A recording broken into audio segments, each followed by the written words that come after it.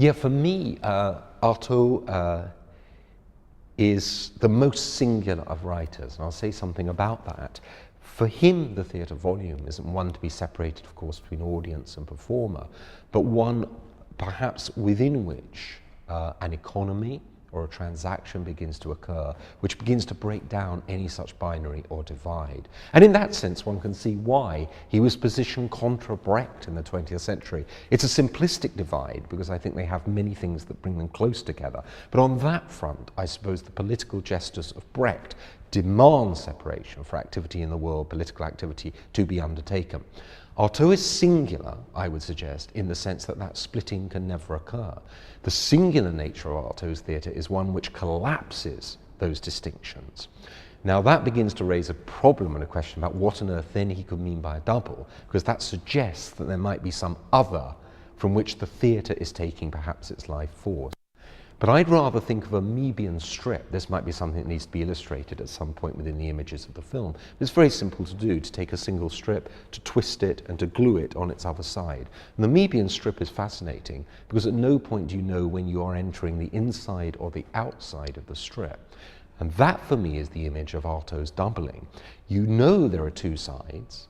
You understand there are two sides to the theatrical process, but you're damned if you can find where the one ends and the other begins. So wherever you see a double in Artaud's theatre, I'd suggest the Moebian strip might be the place to go to as a model.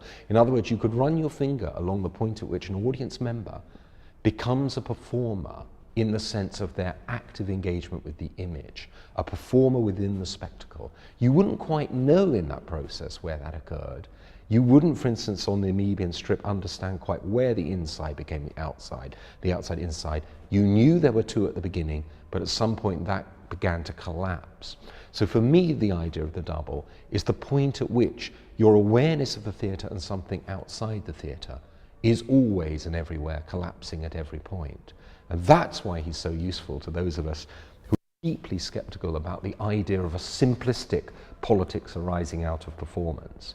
Because it seems to me models of political theatre have misunderstood the transactions that theatre undertakes in the world. People come out of Les Miserables, they've been crying about the people behind the barricades, they've been endorsing the communists on the stage in Les Miserables, they love the politics of the occasion, and they walk out of the theatre, somebody asks them for 10 pence for a drink or a pizza or whatever, and they kick them in the balls and walk off and say, sorry, I've got to go home now, no money for the homeless. So Les Miserables, running at the Queen's Theatre on Shaftesbury Avenue, and the homeless people outside see two apparently completely different worlds. There are the homeless of the street, there are the homeless who man the barricades in Les Miserables. But how on earth that theatre relates to this other world strikes me as being highly complex.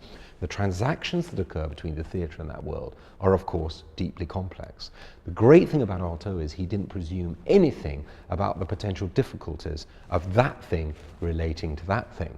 In other words, he would presume that those two things sit on one band of activity. And if you don't understand the homeless people who asked you for some money after a show and relate that to what's happening in the theatre and vice versa, then you haven't begun to probably think about the theatre and its double.